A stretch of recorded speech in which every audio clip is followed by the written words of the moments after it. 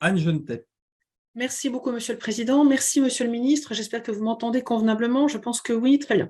Monsieur le Ministre, je vais aller directement au fait. Je voudrais évoquer le Fonds spécial de soutien à l'Ukraine, qui avait été doté de 200 millions l'année dernière et qui avait été porté par un amendement de notre majorité à travers la loi de finances rectificative de 2022. Dans le budget annuel de performance que vous nous avez transmis, si je ne me trompe pas, c'est l'action 13 du programme 146, on constate que l'entièreté de cette somme a été consommée. Et d'ailleurs, rappelez-vous, en septembre, lorsque je vous avais accompagné en Ukraine, aux amis ukrainiens, vous avez dit combien ce fonds leur avait été précieux, utile pour réagir à l'agression de la Fédération de Russie.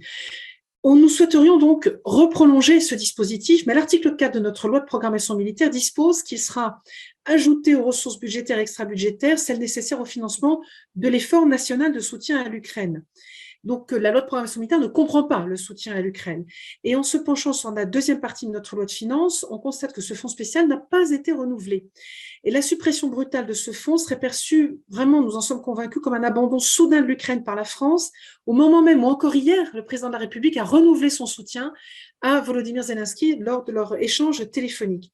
Alors, face à la perspective de cette guerre qui s'installe dans la durée, vous aviez souligné, lors de votre dernière audition, déjà lors de votre visite à Kiev, qu'il fallait construire de nouveaux modes de financement. Vous aviez également souligné lors de votre dernière audition en commission que ce fonds alloué devait permettre de créer un effet de levier pour répondre aux exigences de ce nouveau modèle de financement plus complet.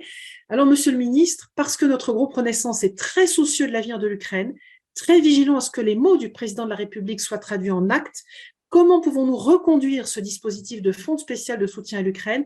Comment l'intégrer au cadre de ce nouveau modèle de financement du soutien et quel montant et comment serait-il affecté afin de répondre au mieux à la demande des Ukrainiens et des intérêts de la France? Merci. Merci, cher collègue. Monsieur le ministre, vous avez la parole. Merci beaucoup, Monsieur le Président, Madame la députée Genetet. Donc, merci de votre engagement depuis le début sur cette affaire, dans le PLF de l'année dernière, comme également dans la mission que j'ai conduite effectivement récemment avec nos industriels de défense, où vous avez eu l'occasion de suivre l'ensemble des discussions. Question précise, réponse claire et précise. Le fonds de soutien, effectivement, c'était 200 millions d'euros l'année dernière. Les 200 millions d'euros sont bien engagés, si on fait du budgétaire. Sur les 200 millions engagés, 100 millions sont vraiment dépensés, donc au sens décaissé, classique, hein, comme lorsque le ministère des Armées achète des armes pour lui-même, il y a toujours un décalage en tout cas, entre les deux.